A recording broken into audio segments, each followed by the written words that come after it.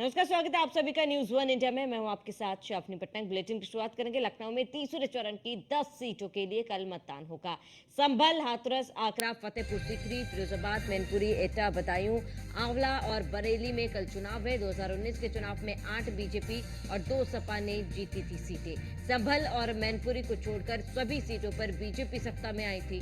प्रचार के अंतिम दिन सभी पार्टियों ने अपनी ताकत झोंकी। सपा के गढ़ में दोनों गठबंधन की होगी परीक्षा। बड़ी खबर आपको बता रहे हैं, जहां सपा के गढ़ में दोनों गठबंधन की परीक्षा होगी और तीसरे चरण की 10 सीटों के लिए कल मतदान होना है। बड़ी खबर आपको बता रहे हैं, संभल, हाथरस, आगरा, फतेहपुर सीकरी, फिरोजाबाद, मैनपुरी, एटा, बदायूं, आंवला और बरेली में कल चुनाव होने। 2019 के चुनाव में 8 बीजेपी और 2 सपा ने जीती थी सीट। संभल और मैनपुरी को छोड़कर सभी पर बीजेपी काबिज। प्रचार के अंतिम दिन सभी पार्टियों के ने ताकत झोंकी थी। सपा के गढ़ में दोनों गठबंधन की परीक्षा होगी।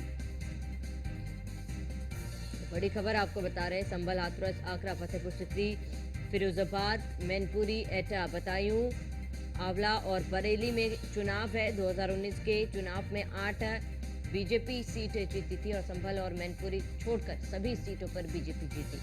बड़ी खबर आपको बता रहे हैं, सपा के गढ़ में दोनों गठबंधन की परीक्षा होगी। तो तीसरे चरण की 8 सीटों में बीजेपी काबिज थी, 2 सीटों में सपा है और ऐसे में सभी पार्टियों ने पूरे दमखम के साथ मैदान में उतरे थे और पूरी पार्टी ने ताकत झोंकी थी। संभल और मैनपुरी की बात कर ली जाए, यहाँ पर सपा है और सपा की बात करें तो सपा ने भी पूरी ताकत झोंकी है इस बार। तो तीसरे चरण की 10 लोकसभा सीटों के लिए मतदान होना है। संभल, हाथरस, आगरा, फतेहपुर सीकरी, फिरोजाबाद, मैनपुरी, एटा, बदायूं, आंवला और बरेली में चुनाव होने। 2019 के चुनाव में 8 बीजेपी और 2 सपा ने सीट जीती। संभल और मैनपुरी को छोड़कर सभी सीटों पर बीजेपी का कब्जा है। प्रचार के अंतिम दिन सभी पार्टियों ने झोंकी ताकत। बड़ी खबर आपको बता दें, सपा के गढ़ में दोनों गठबंधन की परीक्षा है और तीसरे चरण की 10 सीटों के लिए कल मतदान होना है। तो बड़ी खबर आपको बता रहे हैं, इस वक्त के मैनपुरी, एटा में 2019 के चुनाव में 8 बीजेपी और 2 सपा ने जीती थी और ऐसे में इन 2 सीटों पर आपको बताते कि सभी पार्टियां ने पूरी जोर लगाई। तीसरे चरण के 10 सीटों के लिए कल मतदान होना है। बड़ी खबर आपको बता रहे हैं,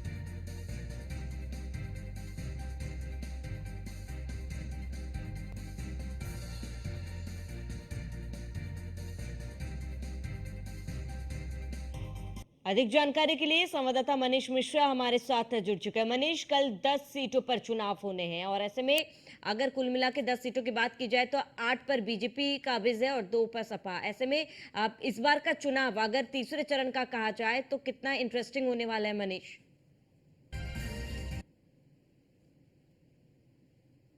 देखिए 10 सीटों पे जो मुकाबला होने जा रहा है उसमें 8 सीटों पे भारतीय जनता पार्टी का कमल खिला था और 2 सीटों पे समाजवादी पार्टी की साइकिल चलती हुई नजर आई थी। पर अब समीकरण अलग है ना। शफीकुल बर्क इस समय उनका निधन हो चुका है।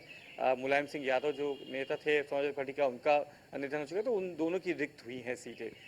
तो उन सीटों पे मैनपुरी से हालांकि डिम्पल यादव ने उसमें कब्जा किया था, एक बड़ी मार्जिन से उन्होंने भारतीय जनता पार्टी के उम्मीदवार को हराया था। पर जो बर्क की निधन के बाद जो सीट खाली हुई है संभल की, उसमें उनके पोते को टिकट दिया गया है और देखना होगा क्या सिंपैथी वोट बैंक के जरिए क्या वहाँ पे काबिज हो सकते हैं।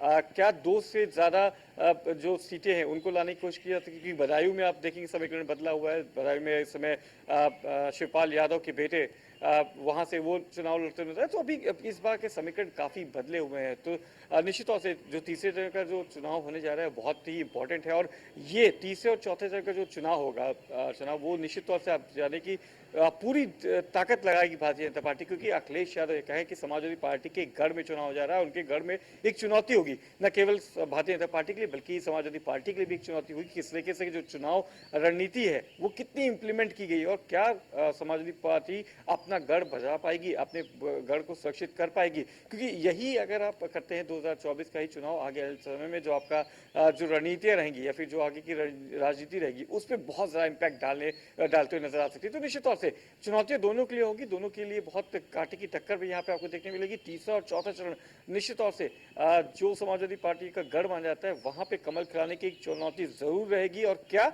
अपने 8 सीटों को भारतीय जनता पार्टी रिटेन कर पाएगी, ये भी देखना होगा। वही समाजवादी पार्टी अपनी 2 सीटों को और बढ़ा पाएगी, इस पे भी जरूर नजर आएगी। 4 तारीख तक थोड़ा इंतजार करना पड़ेगा, पर चुनाव बहुत रोचक होगा।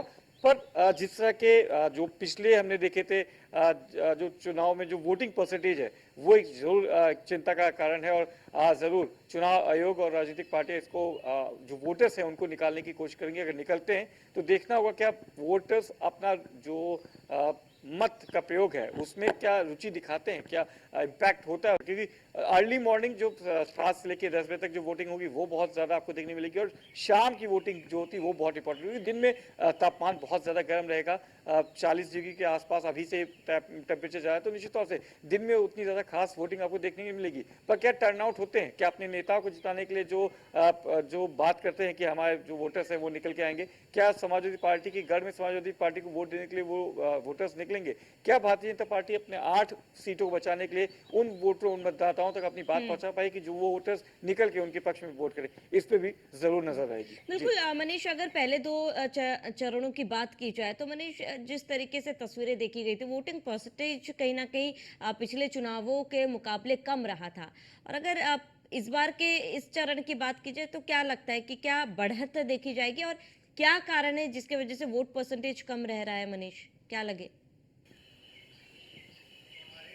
देखिए, सबसे सबसे बड़ी चीज़ है कि आप इम्पॉर्टेंट रहता है कि टेम्परेचर आपका जो टेम्परेचर की बात करते हैं ना, तापमान बहुत होता है। और जैसे जैसे आप ग्रामीण इलाकों में जाते हैं, ग्रामीण इलाकों में लोग जल्दी उठ जाते हैं, अपने काम पे लग जाते हैं, खेतों में चले जाते हैं, पशु पक्षी को अपने उनको ना देना, खाना पीना देने लगते हैं, तो उसमें आपको वोटिंग उसके बाद करते हैं। और कहीं ना कहीं जैसे जैसे दिन चढ़ता है, जनाब 10 बजे के बाद की आप बात करें तो वोटिंग परसेंटेज कम होता रहता है। और इसको लेके पहले से ही चिंता जाहिर की है चुनाव आयोग ने। उनकी पूरी तैयारी भी की है कि वहाँ पे छाव रहे, पीने के पानी की व्यवस्था रहे, गर्मी से बचाव की पूरी व्यवस्था की जाए। किसी किसी के जो वोटर्स हैं उनको बहुत ज़्यादा धूप में ना खड़ा होना पड़े, उनके लिए पूरी व्यवस्था की जाए। इसको लेके लगातार इसको चुनाव आयोग इस पर बैठक भी कर रहा है और दिशा निर्देश भी दिए जा रहे हैं। तो निश्चित तौर से एक उम्मीद है कि इस बार वोटिंग परसेंटेज को थोड़ा बढ़ाया जा सके।